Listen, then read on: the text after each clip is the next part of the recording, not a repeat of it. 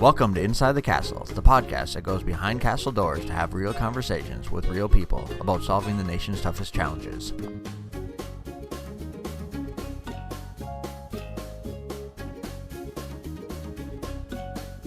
Hello, I'm Amanda Ray Marino, Public Affairs Officer for the U.S. Army Corps of Engineers Logistics Activity in Millington, Tennessee.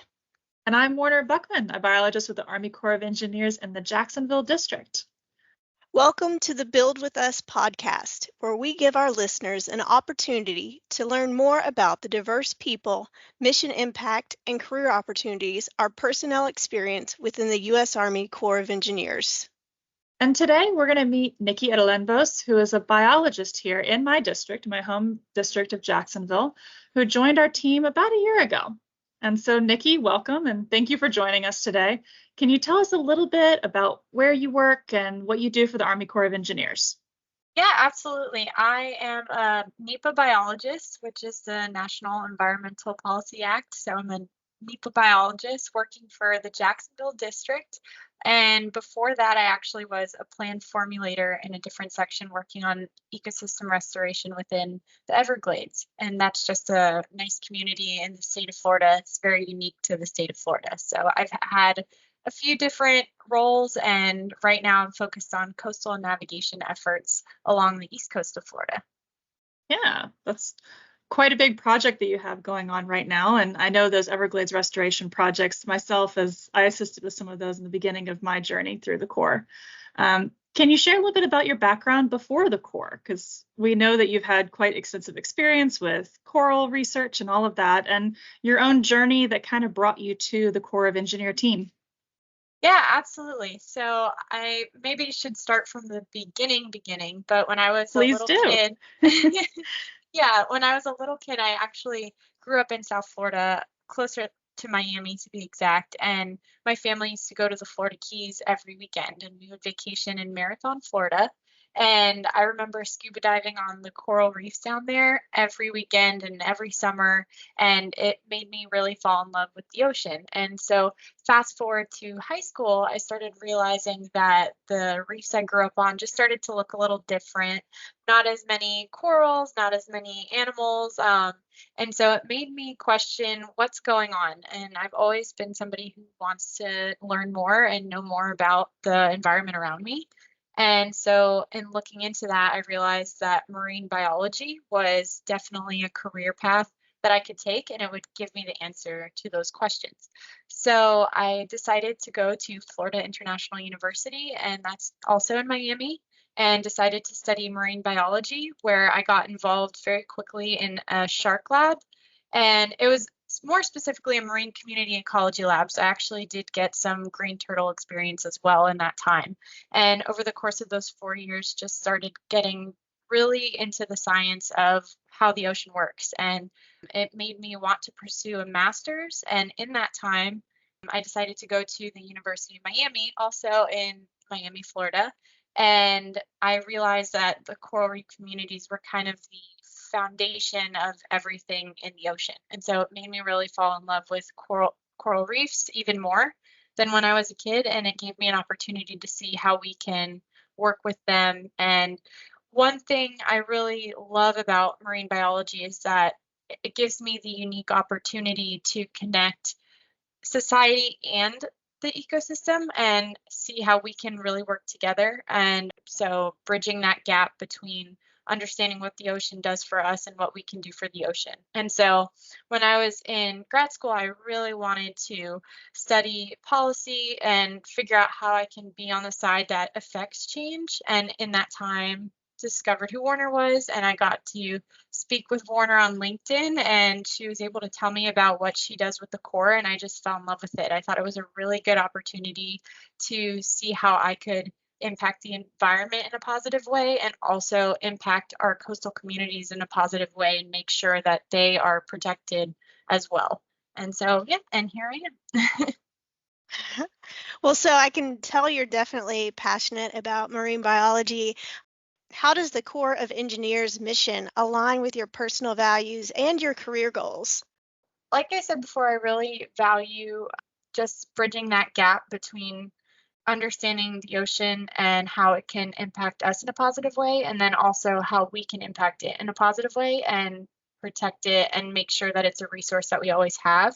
But I fundamentally understand, I think there's a line where we as society need to advance, we need resources, and part of that has to impact the environment in some way. And so being at the core, you get to work on these projects where you get to have a say in how we're going to do that to the best of our ability to protect our resources as much as possible and also bring resources to our local communities. And so we do beach nourishments, and that's one of the main things that my section does. And in doing beach nourishments, we're bringing sand back onto the beaches to protect coastal erosion after storm events, or just from natural erosion processes that the ocean does due to our shoreline.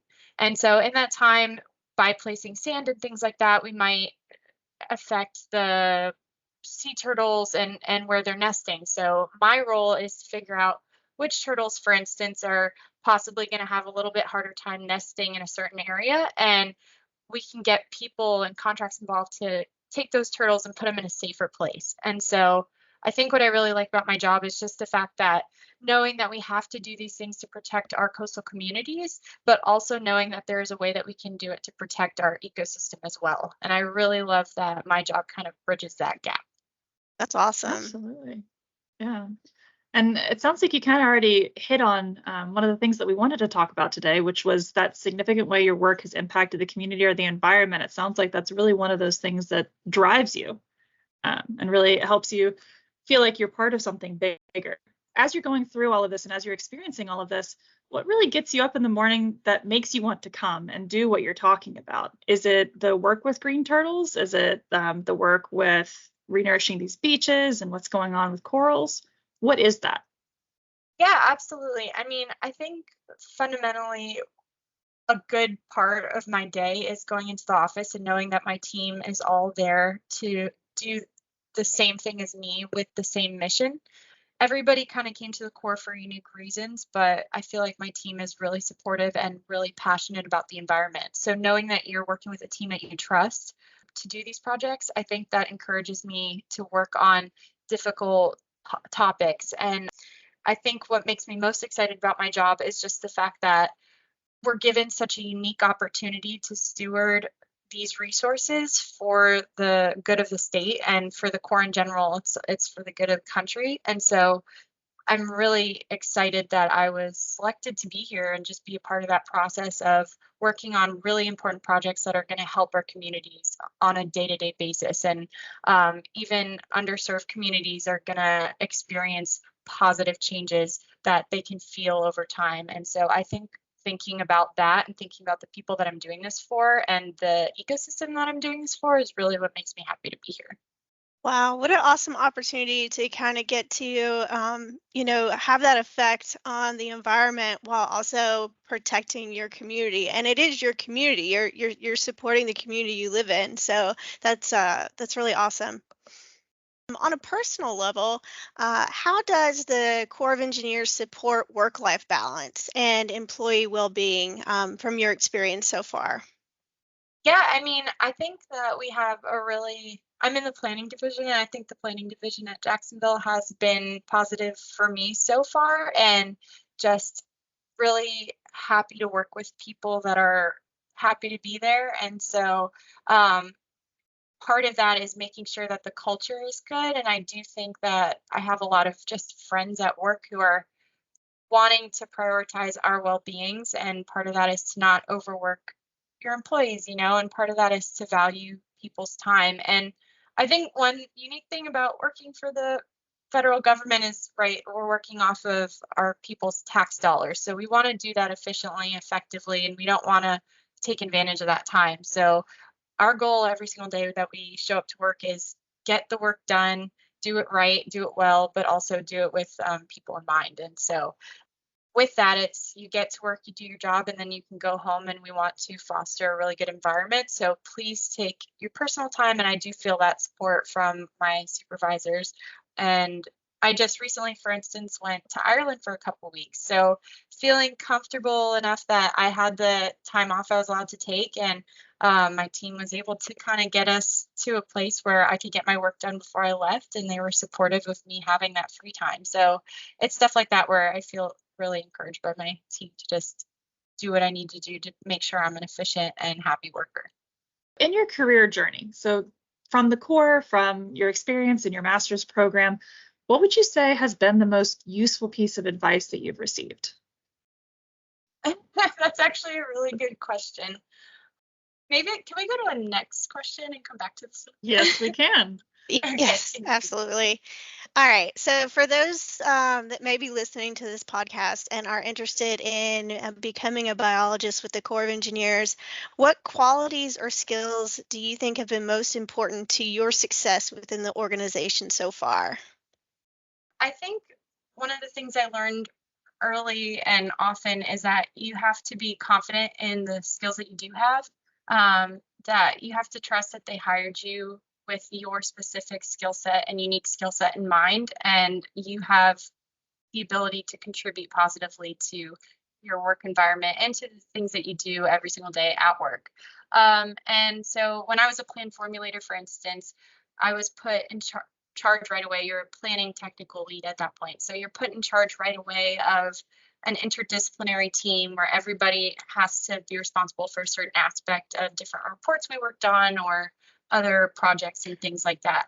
And being confident to kind of lead out, schedule those meetings, make everybody feel engaged. Everybody has to work together. So you have to be that kind of person to bring in that collaboration.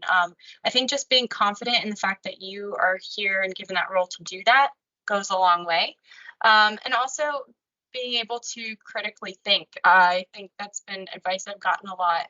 It's just our projects tend to have a lot of different moving parts, and a lot of it is sometimes difficult to kind of figure out and navigate what's going to be best for everybody. And there's a lot of competing needs.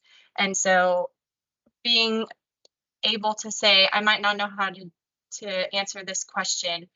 Where could I find the answer? And kind of going out of your way to find that answer, whether that be from other coworkers, whether that be from deep diving into research, whatever it is, just don't be afraid to ask questions. Don't be afraid to show confidence in what you do. And I think that's helped me a lot. With that, with all the variability you have with projects, with the various sizes of projects, some of them are multi-million dollars, some of them are a couple $100,000. And with those taxpayer dollars, like you were talking about before, how do you look at each day and determine whether it was a success or not? What makes it feel like a success? I think what makes it feel like a success is when you feel like you've moved a little bit closer, moved the needle a little bit closer to a solution. I mean, when you're talking about projects of that scale, there's so many different problems that you have to address. There's so many different people that you have to keep in mind. There's so many different ecosystems you have to keep in mind. And it's always really exciting when we're figuring out a project. A lot of these projects, you come up with a select handful of alternatives for how you're going to solve the problem. And being able to look at the problem and put all the moving parts together to push it forward, it always feels like a successful day once something like that has happened. I can give an example. We have a project down in South Florida that I had to go to. A design shred is what it's called. And basically you get all of the disciplines that are on the project, you put them in a room together for a few days, and you are just in a huge brainstorming session. How are we going to get this pushed forward? You have people from the public, people from the county, you have people from your team, and everybody's just trying to figure out the way that this is going to help everybody. Being able to come up to a decision and actually move that project forward that's exciting to me. So it kind of sounds like celebrating all those little victories in a much bigger project, but celebrating those milestones as they come up, right? Absolutely. Yeah, I think that's super important. So it's the little things that make the big things more meaningful. I think you just came up with your own advice to give everyone else. Yeah, there we go. That answers another question as well. All right. So thinking back over the past year that you've had with the Corps of Engineers, can you share a memorable story or experience that kind of exemplifies the spirit of the Corps of Engineers for you? Yeah, absolutely. I mean, could it just be something fun at work or? Sure.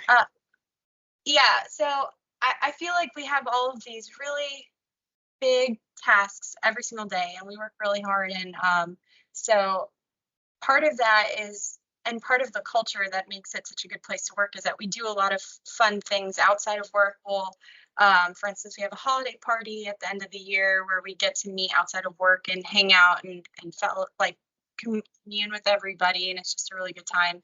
And some of those things are like at Christmas parties or Halloween parties or whatever else we have outside of work. We have little competitions and stuff. And I'm somebody who absolutely loves to decorate, and so I decorate my cube. And we did, for one holiday event, we were able to have like a cube decorating contest. So, and I was able to win. So stuff like that just makes it fun at work. So I have my little trophy sitting in my cube, and yeah, so it's stuff like that that makes it a fun environment. No, that's great. It sounds like the culture in your workplace is a very positive one, that's, kind of open to, thinking outside of the box as far as employee interactions and not just work, work, work, but let's have some fun too. Yeah, absolutely. And Warner is a huge part of that. She is a great person to work with, and she loves bringing our community together at the Jacksonville District. So she can speak to that as well. Wonderful. I actually have a fun story to tell about Nikki. So like she said, she reached out and found me on LinkedIn, and we had a fantastic conversation. And then she said she was interested in the Corps after she graduated. And just talking a little bit about the amazing network within the Corps, she reached out to someone else within the Corps who led her to someone else and ended up having lunch at the Corps, at Jacksonville District's office. And so while we were there, I sat down at lunch and I looked across the table, and we'd only had a phone conversation. And I was like, I feel like I recognize this person. But she had gotten married, and so her last name had changed. So she had introduced herself as a completely different name. And as the lunch table was having all these various conversations, I was like, I feel like I know her. I feel like I know her. And I think, Nikki, you said at the same time. Yeah, in my head, in the back of my head, I was like, I know this person, we've spoken, I'm positive it has to be her. I'm not 100% sure.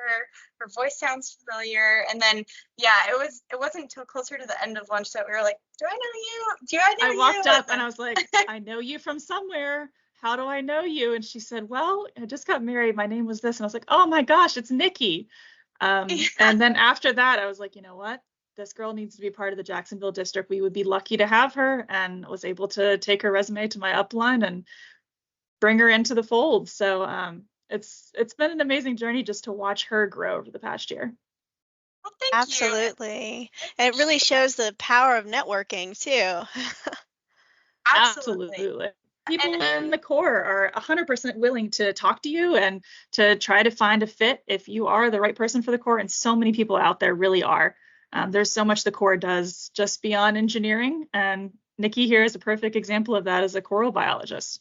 Well, thank you so much. Yeah, I mean, it was so awesome to speak with you. And I think that speaks to Warner's character. And a lot of people like her at the Corps are the same way, where I was able to just cold message her on LinkedIn, and she gave me more than an hour of her time that day, and even just worked so hard to go out of her way for me later on. And so things like that stick out, and I feel like a lot of Corps employees also stick out in other ways for similar reasons, because it's a good environment.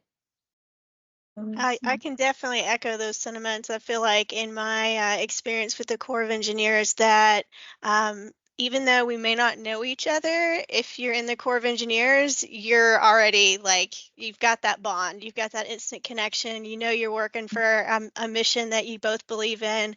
And when you have that shared interest and shared bond, people go out of the way to help you and really make you feel like, it's cliche, but it really does feel like a family. Nikki, we're just talking for the first time today, but I know if you're working for the Corps of Engineers, you've got to be an awesome person. And likewise, definitely. Thank you. Yeah. All right. Well, are there any other questions for Nikki, or? I have one last question. So as you're kind of celebrating your year anniversary with the Corps of Engineers, what is one thing that you wish more people out there outside of the Corps of Engineers knew about this organization? I think that's a great question. I feel like a lot of people that I talked to that started working for the Corps, their first response is, wow, I just had no idea it was like this. And I think it tends to feed What in do you a lot. mean like this? Yeah, I think that's a good follow-up. It's just there are so many more opportunities than one would think, and there's so much support within the Corps to look into the opportunities that are given and be able to take advantage of those so that you can have the career that you want. The Corps is very supportive in that. So Warner, when I first started, she got me a job in the section she was in, and it was in plan formulation. And I absolutely loved it. I had a great team as well, and I was doing something totally different with the Everglades. But at the end of the day, I did understand that I do know a lot about coral reefs, and I do have a little bit more experience with environmental work. And so I was able to, within 9 months, switch to the environmental section. So I was still within planning, but it was a totally different experience and a totally different team working on very different projects. And I was given the support by all the leadership to do that. And they really took advantage, or not took advantage, they looked at what my skill sets were and said, hey, these are the opportunities that you can have here.